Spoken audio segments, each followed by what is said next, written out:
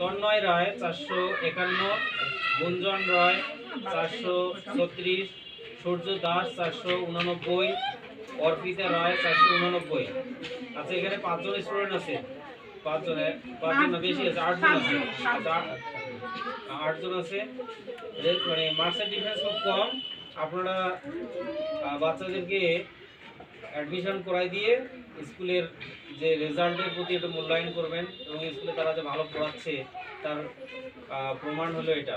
আপনারা অন্য স্কুলে গেলে হয়তো অন্যভাবে সুযোগ সুবিধা পেতেন না, এরকম মানে যেটা এরা মানে এত যত্ন সহকারে পড়াচ্ছেন, এটা আপনারা অবশ্যই খেয়াল করবেন, এই প্রত্যাশা করি। সবাইকে ধন্যবাদ। পঞ্চম শ্রেণীর সিকুয়েন্স করা আছে না মার্কসের। আচ্ছা, পঞ্চম শ্রেণীর প্রথম স্থান লাভ করছে রুদ্রনীল ঘোষ, 605 মার্ক। সব সাবজেক্টে প্লাস পেয়েছে। 2 নম্বর পজিশন পেয়েছে অনন্ত দাস মহন্ত, 591। এও সব সাবজেক্টে প্লাস পেয়েছে। থার্ড পজিশনে আছে সচিদানন্দ বর্মন, 582, সব সাবজেক্টে প্লাস পেয়েছে। ফোর্থ পজিশনে আছে জয়িতা রায়, 566, সব সাবজেক্টে প্লাস।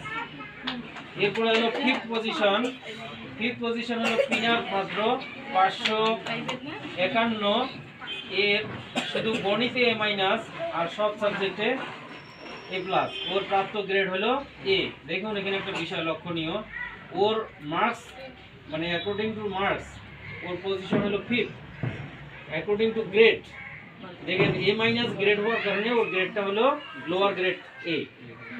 আর এর কিন্তু মার্কস অন্যদের চেয়ে অনেক বেশি, মার্কস বেশি, কিন্তু গ্রেডিং সিস্টেমেও পিছিয়ে গেছে, এজন্য গ্রেডটা ওর এ হয়েছে।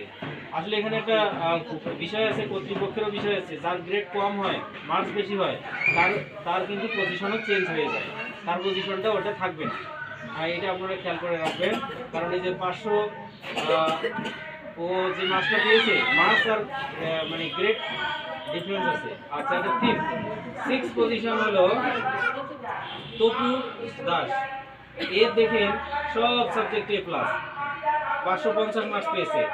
তার মানে এর পজিশনটা হবে আপার পজিশন অফ এই ফিফথ পজিশন অর্ডার। ওর পজিশনটা আগে হবে।